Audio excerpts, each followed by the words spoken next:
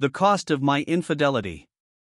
At the suggestion of my therapist, I've decided to write out and share what has transpired in my life over the last year. To get this to make any coherent sense took lots of edits and couple of rewrites.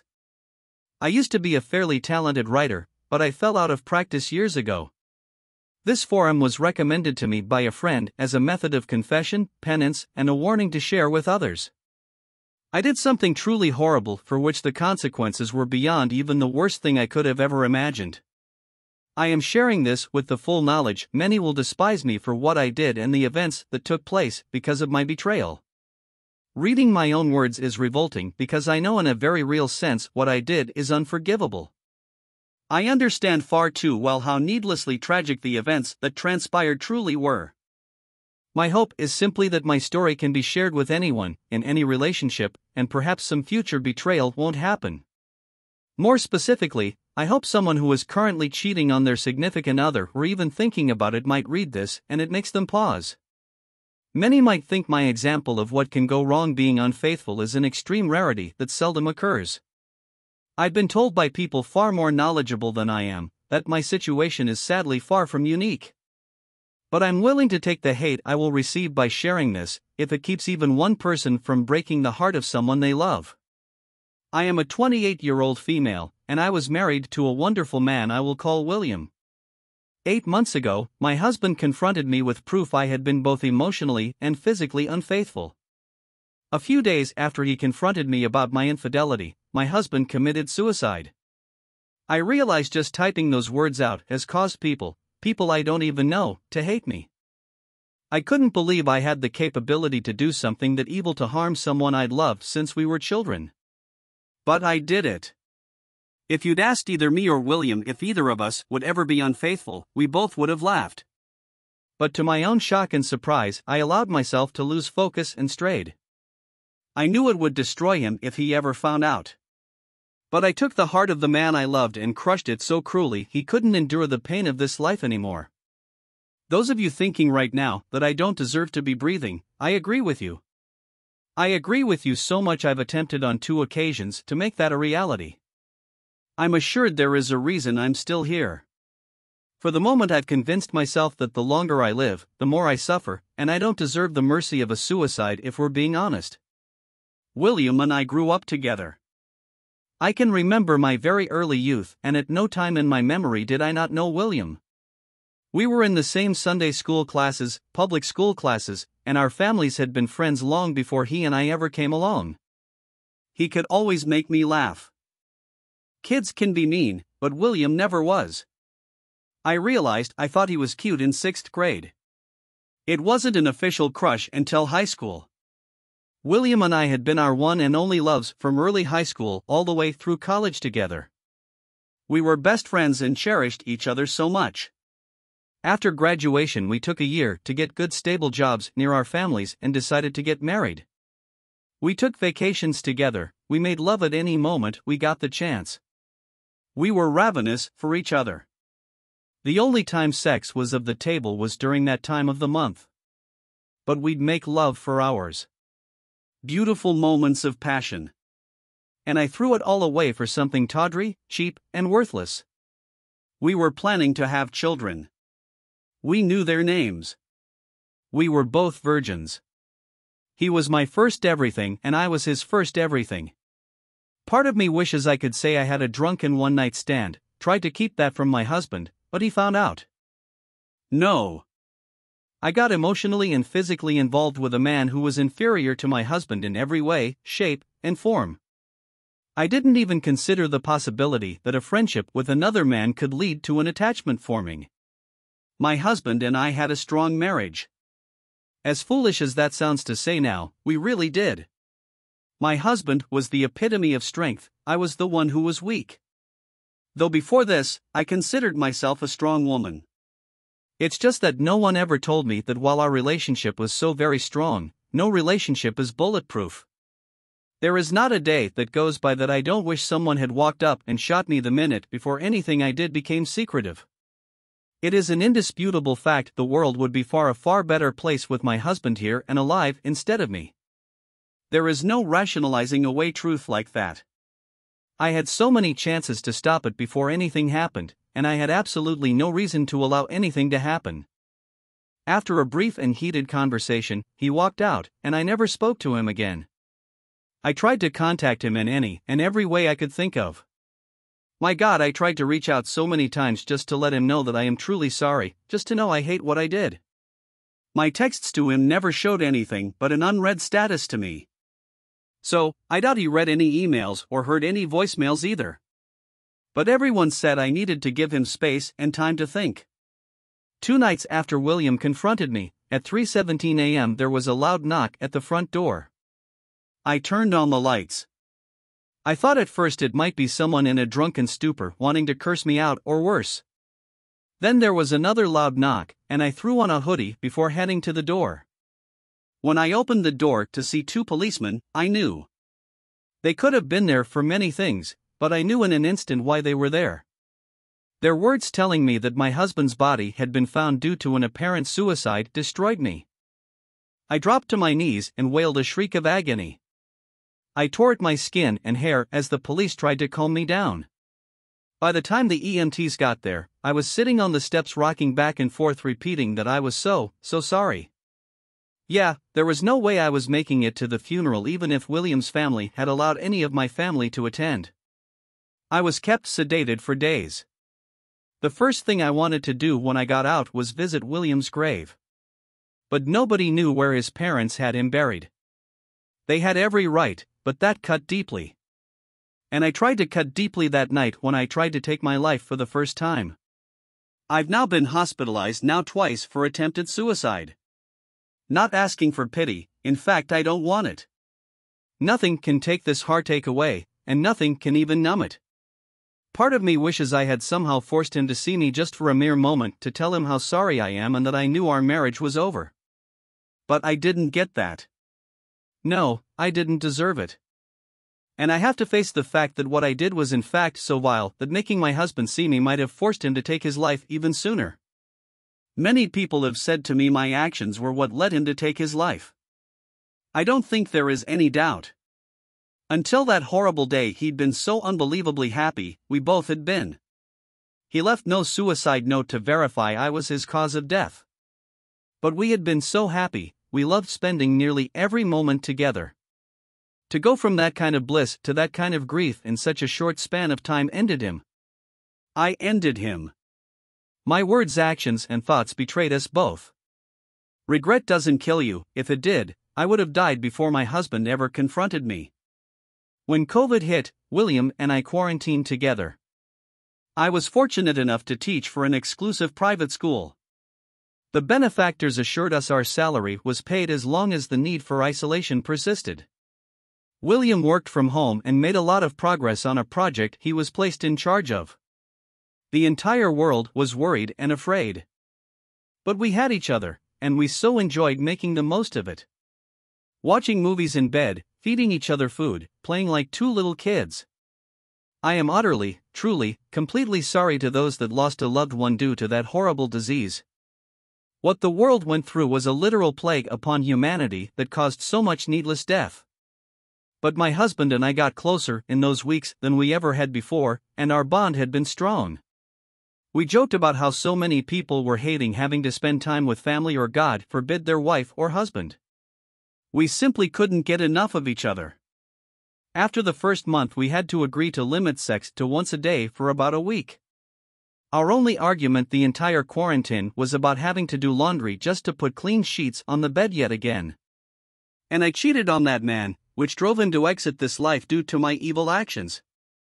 A man I had such a close bond with. I was an idiot in so many ways. But for me to think because of that bond, no temptation was enough to get me to stray was idiocy. I hate myself in so many ways for so many reasons. But knowing I had it all is the most difficult pill to swallow. My affair was atypical of most in many ways. Some aspects of the relationship and betrayal were slightly less vile, some were colder and even more evil. The man I had an affair with I will call Paul. I first encountered him in group Zoom meetings during the pandemic. I found him brash and smug with no valid reason to act that way. He was the school's lacrosse coach, and I remember in those Zoom meetings being glad that as an English teacher I would have to interact with him very little. The first time we met face to face, we shook hands and had some small talk. There was zero attraction, at least from me toward him. But I didn't sense any lustful attention emanating from him toward me. During that introduction I learned he was engaged, and I told him I was happily married to a man I adored. No sexual tension, nothing even hinting that would ever be a possibility. The school began allowing half the staff in all areas and half the students to attend school for a week while the other half used Zoom. The next week, the other half would attend on site and vice versa. That was supposed to assist with social distancing and the students' feelings of isolation. While eating lunch one day before my next class began, I got an email from Paul. He had written out some toasts and jokes for his upcoming wedding and wanted me to edit what he'd written. I was used to being sent writing to edit, so that was nothing I felt important enough to tell William. Coupled with the fact it all pertained to Paul's wedding, and I saw no reason to give my husband a boring detail about that day. The email contained a toast to his parents as well as to the parents of the bride. I took what he'd said and added a few phrases to pull at the heartstrings of all who attended. The jokes directed at his brother, the best man, were absolutely hilarious but a little vulgar for my liking at a wedding. I said as much when I sent back his edited speeches. He laughed and said I just don't know his family and that ball busting was a family tradition. That email exchange began several months of corresponding back and forth. But as difficult as it may believe, not until the very end did anything become inappropriate. Not once did anything become flirtatious or sexual. Well, we did talk about sex, but from a purely scientific and psychological point of view. Our sex talks at that point would have made the biggest nymphomania in history drier than the Sahara. There was nothing emotional or physically stimulating to those conversations. And I enjoyed our corresponding due to the fact I was certain there was no temptation on either end. We discussed race, politics, religion, science, sports, all the things people are hesitant to discuss due to differing opinions. Some of the discussions even got heated. I was called a prude more than once due to my opinions about sex. Yes, I proved him wrong. But I wish to God he'd been right. For the longest time all of this took place during work hours. My husband and I had a landline for emergencies. But as soon as we entered the door at home our smartphones were turned off. Paul didn't even have my number to text until I emailed him with a zinger at the end late in the day. He demanded my number to refute what I'd sent. Dozens of other co-workers had my email and I thought nothing of that. I seriously don't think Paul had any interest in pursuing me either, as at the time he was smitten with his fiancée. But about a month before their big day Paul found out his girlfriend had been carrying on an affair with her high school boyfriend for over a year. He was in shock and deeply hurt by the whole situation. I unwittingly became his person to vent to. I don't know where in our string of conversations that things crossed a line. But I began to feel truly sorry for Paul. I truly despised his fiancée for what she'd done, and I saw nothing wrong with that. But after a particularly rough night for him, he came to school looking frazzled and I could tell he'd been crying. I gave him a hug and talked to him a bit. He asked if I could stay after school to talk. Since I had a couple hours after work each day before William got home, I agreed. In hindsight, I realize now what drew me into my conversations with Paul was a different opinion. William and I had discussed most any topic two people could discuss. I knew before his reply what William would say when I asked him a question the vast majority of the time. I guess I wanted a surprise when I talked or verbal conflict. It was stupid, pathetic, and weak. But that is what led to the affair. Things with William were ideal, and we spent every available moment together. I had mentioned a co-worker named Paul in passing to William. But as there was truly nothing going on, I didn't expound upon anything and he saw no reason to pry.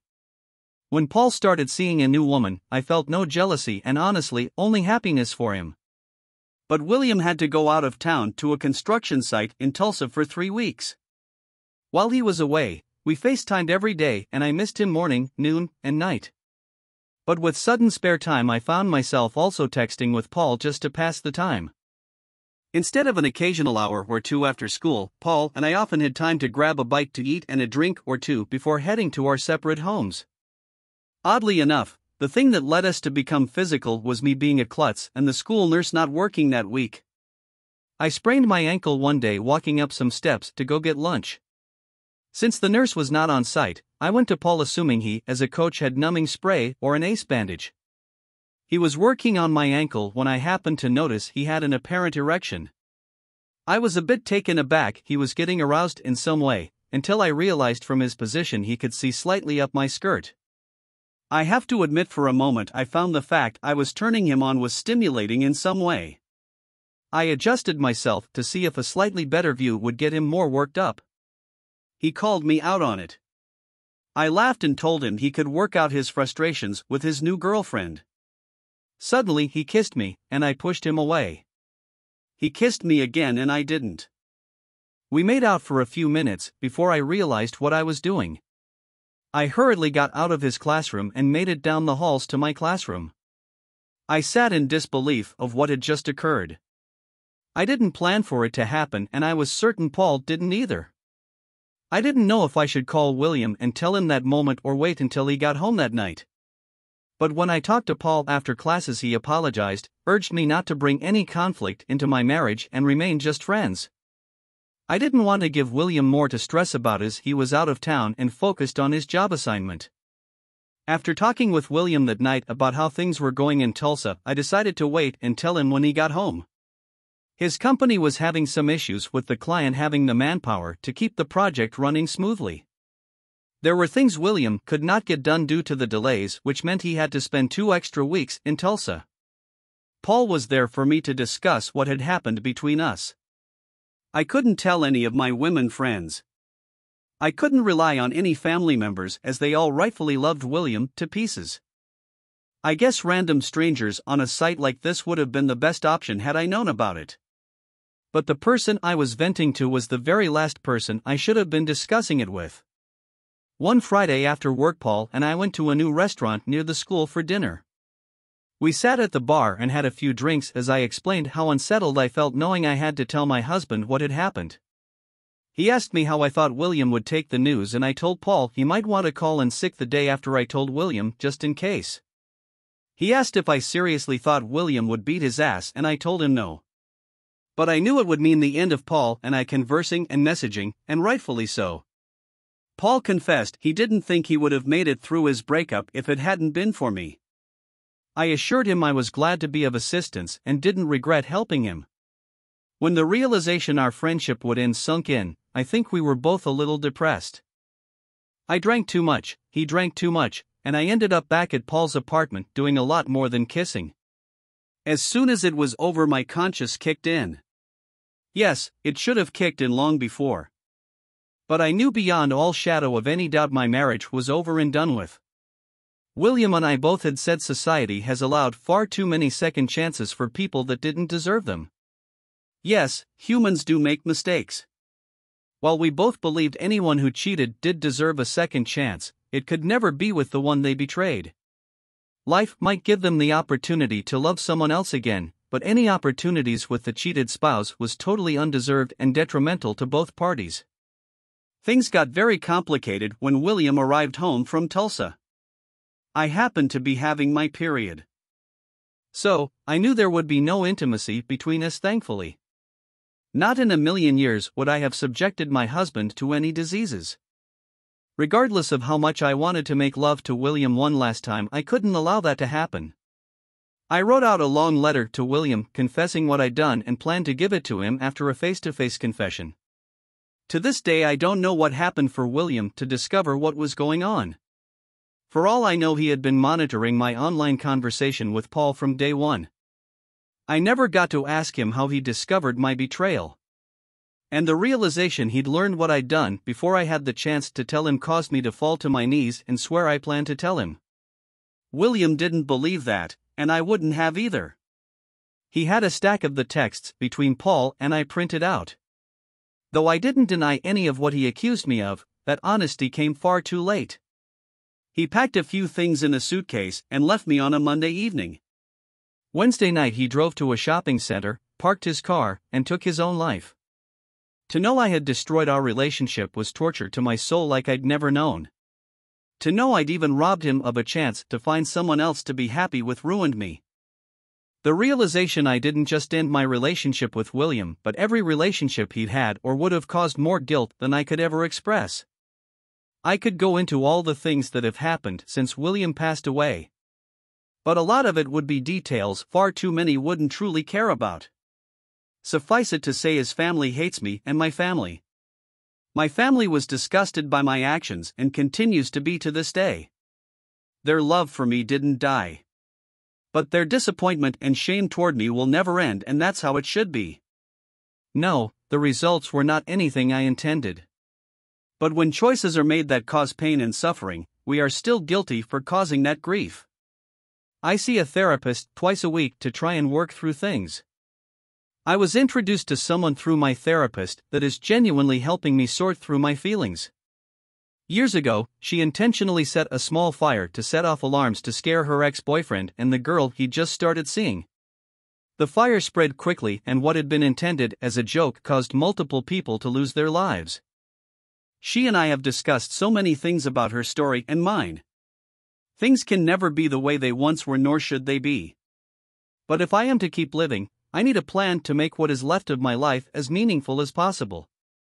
So that is basically my story. Anyone who wants to post messages of hate for me and tell me what a wretched person I am, go right ahead. I won't be replying to it. But if it helps you get rid of any rage you have, make me your verbal punching bag. Those with specific questions I will answer as best I can, no matter how much some things may hurt to discuss or admit. For those that read this who have been cheated on, yes, many of you may have been intentionally betrayed. But those who had a significant other who was just as perplexed why they cheated as you were, listen to my story. It doesn't make one damn thing I did right, just the opposite. But if it helps you to understand that you did little to nothing to cause the infidelity, so be it. Those unrepentant cheaters, I hope you do read my cautionary tale and know that you have the ability to destroy. You won't just be destroying someone else. You will be destroying your relationship with many people and a huge part of yourself.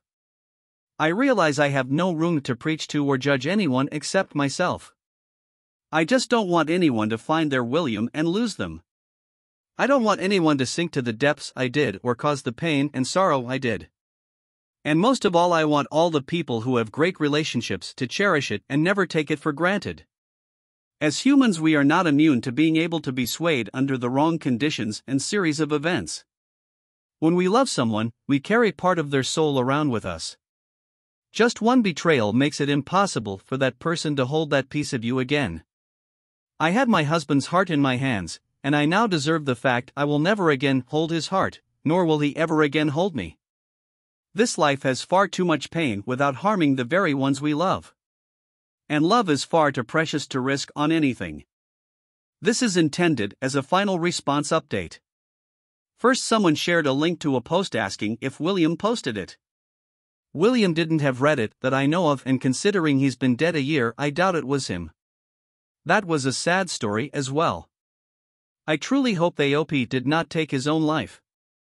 For those trying to psychoanalyze me to make some sense out of the things I've done, I appreciate the effort, even if it was for your own self-interests.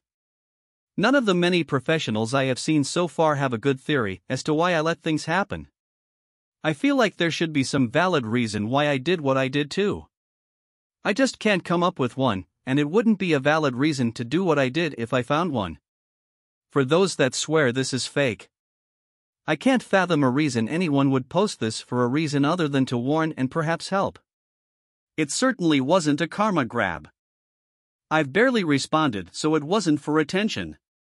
And it certainly wasn't to lift my spirits because I've rightfully been slammed for my betrayal. Admitting to something horrible is not easy. Imagining it never happened doesn't help me. But you all do you. I do not keep in contact with Paul and have not heard from him since before William committed suicide. The only things I know about him are second-hand from people I worked with. I have no interest in being with Paul or having him in my life in any way. So those thinking I planned my vile actions to ride off into the sunset with a first-year lacrosse coach, no. Bless you all. I won't be commenting anymore. But I'll leave the post up as resource in case someone needs it in the future. Bless you all. May you have stellar lives full of happiness, but most of all peace.